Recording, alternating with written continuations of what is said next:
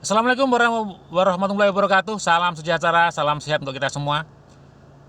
Bapak Ibu sekalian, teman-teman sekalian, terutama masyarakat Kota Tangerang, ya perkenalkan saya Sugeng Anto dari inisiator komunitas BOS Indonesia, penggiat Germa Sejahtera dan penggiat kesadaran masyarakat berpolitik, ya kan? Garuda Politik Indonesia, websitenya garudapolitik.com, ya kan?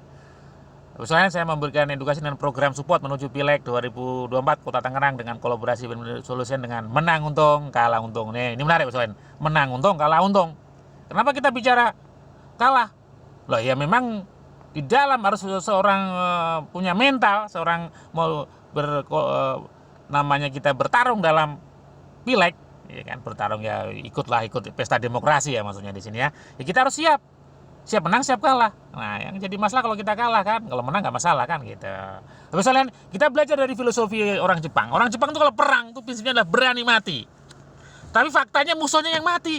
Nah kenapa? Ketika dia berani mati bukan artinya dia pasrah, oh saya siap mati, oh tidak, karena dia berani mati dia segala kemampuan upaya gimana dia menang. Nah ini bagusan menarik ya. Jadi kita harus siap kalah siap menang, tapi kita dengan siap kalah bukan artinya kita mau kalah, kita dengan daya upaya yang kita gimana kita menang. Jadi program ini lahir karena tadi ya, misalnya kita menang untung kalah untung, ini kita siap. Jadi kita harus siap menang siap kalah, tapi kalah pun kita tidak masalah ya kan, karena kita tetap untung ya kan. Nah, oke misalnya, nah ini kalau bicara ini nanti kita akan panjang dan lebar, nanti bisa diskusi dan sharing berikutnya. Oke.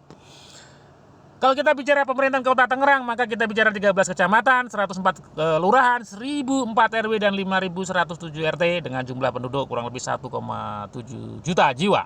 Data 2018 ya, luar biasa Kota Tangerang. Nah, DPRD Kota Tangerang dengan jumlah kursi adalah 50 kursi, kemudian dengan daerah dapil 5 daerah dapil, kemudian dengan jumlah penduduk 4,9 triliun. Sorry, maaf, APBD 4,9 triliun. Nah, Kota Tangerang ya. Oh, luar biasa, besar juga ya. 4,9 triliun. Oke. Nah, Bapak sekalian, di dalam Pileg ya kan, tentu kita dasarnya adalah undang-undang ya. Kalau kita Pileg 2019 adalah Undang-Undang Nomor 7 tahun 2017 ya. Tentang pemilu ya, dengan ada kurang lebih 5 hal ya: sistem pemilu, sistem proporsional terbuka, ambang batas pencalonan presiden 20,5%, ambang batas parlemen threshold 4%, metode perhitungan alasan like murni ya kan, kemudian alokasi kursi 10 kursi. Ini adalah. Nah, terus kalian, kenapa kita harus peduli dengan politik? Nah, ini menarik. Kenapa kita harus peduli politik? Nah, ini kita tokoh nasional Turki Mehmet Erbakan ya, seorang insinyur akademisi. Ya kan, desa angkatan Pak Habibie, dia mengatakan orang Islam yang tidak boleh dengan politik akan dipimpin oleh politikus yang nggak boleh dengan Islam. Padahal Turki 98% penduduknya Muslim. Indonesia 86%. Tapi kenapa ngomong begitu? Karena Turki adalah memisahkan adalah agama dan kekuasaan, ya kan, sekuler lah bahasanya kan gitu loh. Nah, makanya kita kadang sebagai edukasi kadang kita ketemu Pak Ustadz, Pak Sugeng jangan ngomong politik lah, politik itu kotor, politik itu kejam. Nah, saya kira belum paham saja. Makanya kadang-kadang kita memberikan edukasi sedikit sambil guyonan ya, Pak Ustadz, Islam itu jangankan bicara politik, jangankan bicara pemerintahan, jangankan bicara perdagangan, niaga, ya kan. Kencing aja kita tuh ada adabnya, ada aturan dalam Islam. Jadi kalau kita Islam itu kan harus kafah. Kita nggak boleh sepotong-potong kan gitu. Jadi kita harus mulai sekarang peduli dengan politik. Kadang saya ngomong, Pak Ustadz, kalau marbot tuh boleh nggak dipilih negara? Ya boleh aja ketika legislatif ketok palu, ya kan, bikin regulasinya. Tapi kalau yang duduknya nggak peduli sama kita, ya nggak akan ada itu kan gitu. Oke, kan? Ketika kita bicara legislatif, Bapak Ibu sekalian, legislatif adalah lembaga kekuasaan. Sekali lagi, legislatif adalah lembaga kekuasaan, bukan lembaga sosial. Jadi Indonesia menganut ajaran trias politika, ya kan? Jadi kekuasaan dibagi 3, kekuasaan legislatif, kekuasaan eksekutif, dan kekuasaan yudikatif. Nah, ketika bicara legislatif, kita bicara MPR, DPD, RI, DPR RI, DPRD provinsi, dan DPRD kota kabupaten. Dengan fungsi legislatif, fungsi membuat regulasi undang-undang, perda, fungsi penganggaran budgeting, dan fungsi kontrol atau pengawasan.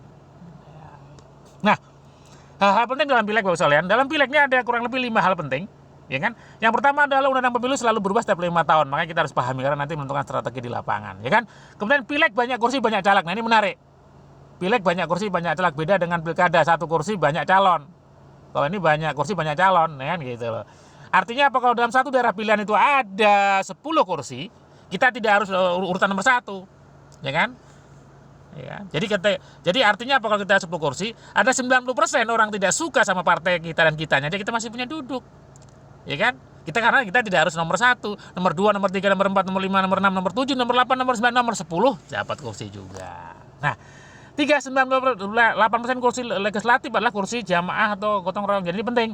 Contoh satu harga kursi adalah 20.000 kursi kabupaten kota, maka jarang yang 20.000 itu dicoblos atas nama individu. Paling banyak kurang lebih ya rata-rata separuhnya. Bahkan kurang, kalau lebih nggak jadi. Artinya sisanya untuk duduk kursi adalah suara partai dan suara caleg lain. Makanya ada caleg terpilih dan tidak terpilih, maka justru itulah kita harus ada kesepakatan win-win solution. Oke. Pileg berdasarkan dapil, oke. Pasca reformasi pileg melalui sistem terbuka, dalam pileg satu orang. Nah ini one man one vote. Jadi satu suara presiden sama dengan satu suara tukang beca. Jadi suara petani sama bos petani sama saja. Jadi intinya one man one vote. Nah, pileg pasca reformasi adalah banyak muncul baru ini dinamika di dalam pilihan legislatif. Oke.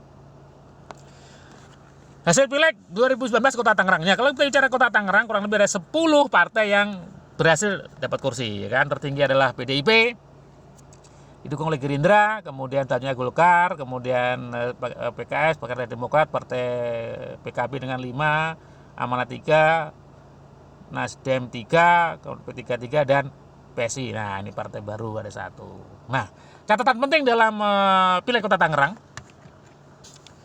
kursi terbanyak adalah PDIP, begitu juga suara pileg 2014, jadi pertahanan PDIP ini 48% adalah legislatif. Nah ini menarik, 40%. Jadi hampir 50% adalah wajah baru. Artinya apa? Pertahanan tidak mudah untuk mempertahankan kursinya. Ini dinamisnya. Makanya ini peluang orang untuk duduk cukup tinggi ya. Kemudian harga satu kursi 15.000. Pengertian satu kursi adalah apa?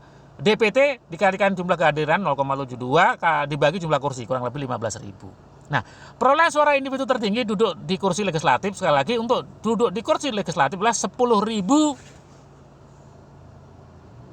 Duduk di kursi tertinggi adalah 10.127. Jadi untuk menuju 15.000 berarti sisanya adalah suara partai dan suara caleg lain. Apalagi yang 2.550 punya kursi, berarti sisanya adalah suara partai dan suara caleg lain. Makanya harus peduli ya, ada musyawarah mufakat kan. Nah, inilah.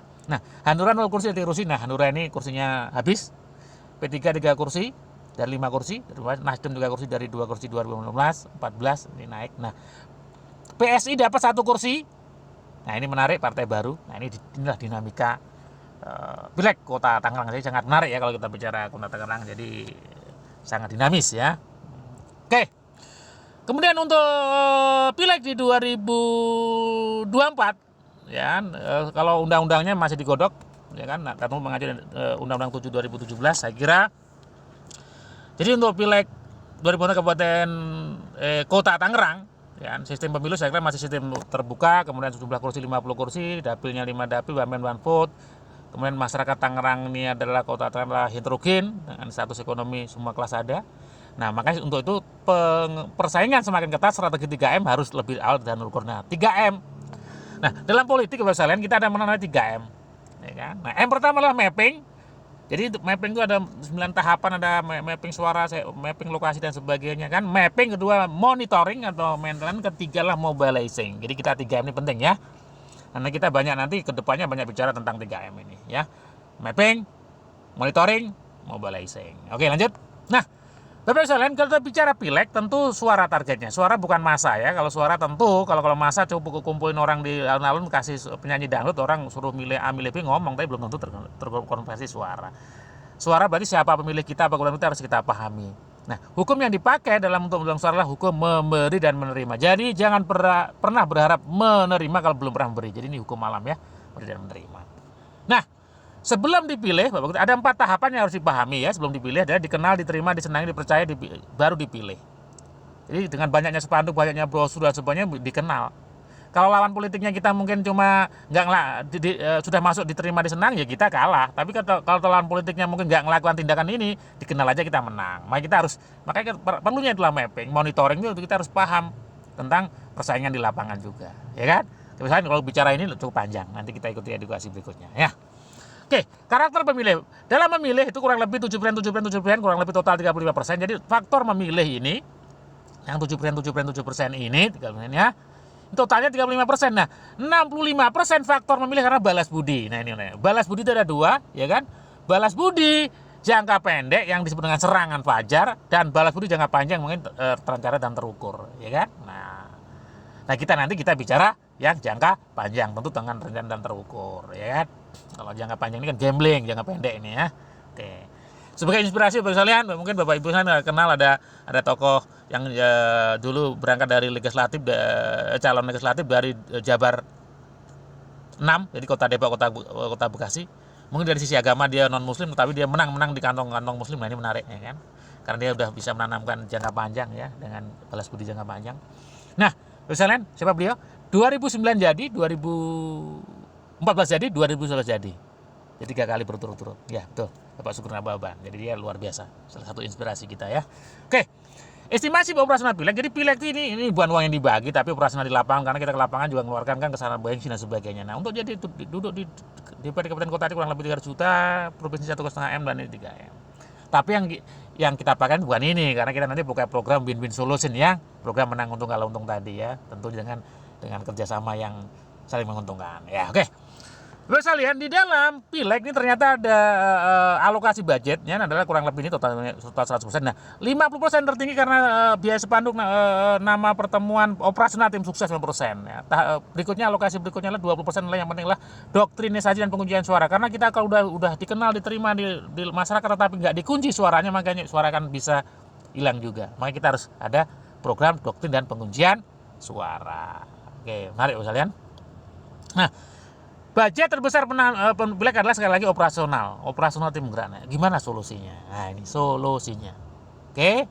Nah, politik dan bisnis. Jadi sekali lagi politik dan bisnis adalah satu kesatuan nggak bisa dipisahkan. Ada politik dan bisnis. Makanya kita ada program menang untung kalah untung, bukan menang untung kalah buntung. Nah ini menang untung. Karena politik dan bisnis adalah seperti mata uang ya, tidak bisa dipisahkan.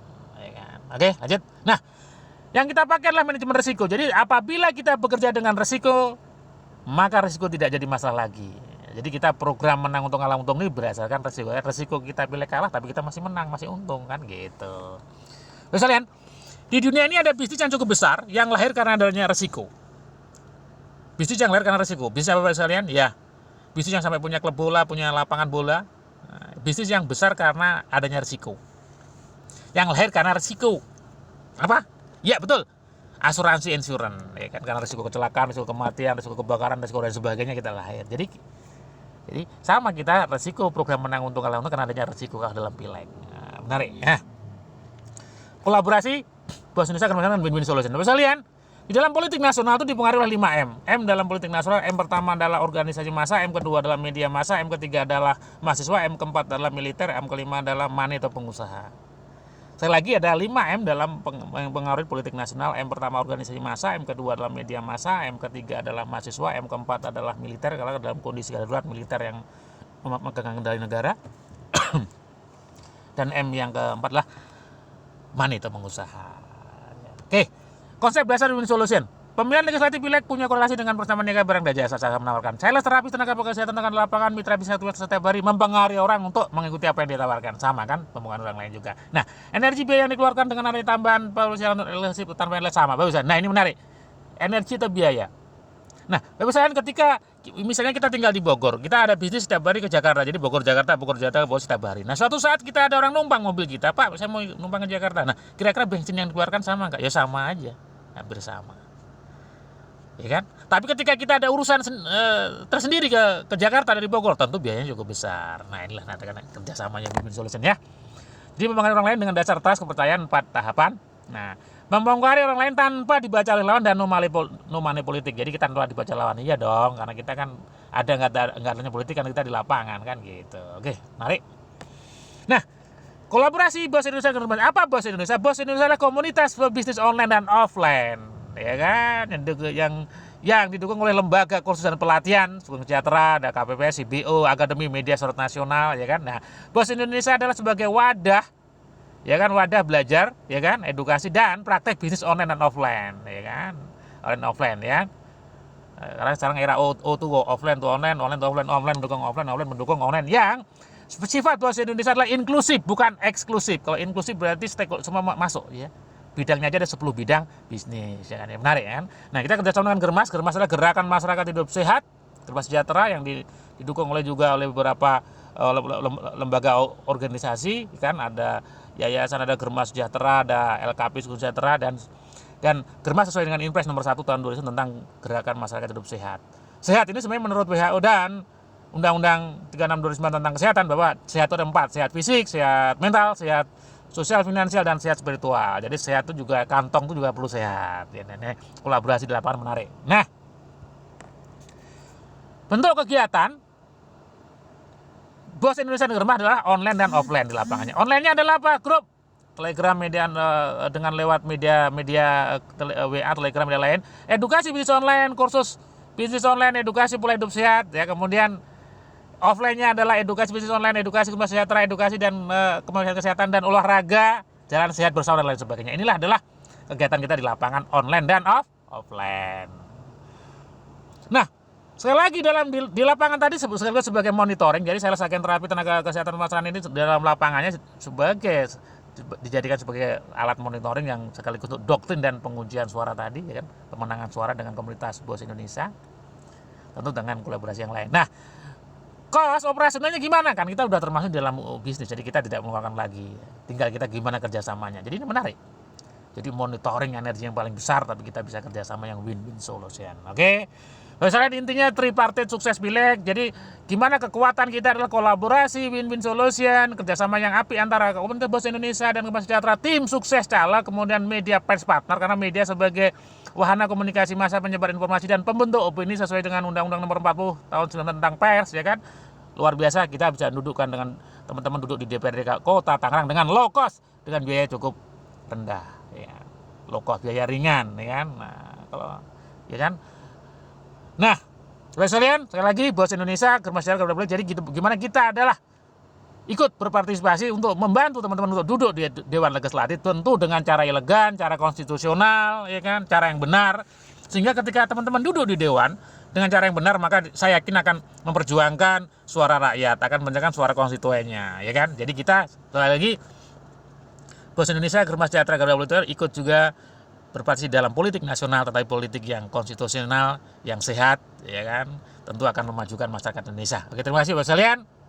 Sampai jumpa ke video edukasi berikutnya. Indonesia sehat, Indonesia kuat, Indonesia maju, Indonesia menang. Assalamualaikum warahmatullahi wabarakatuh.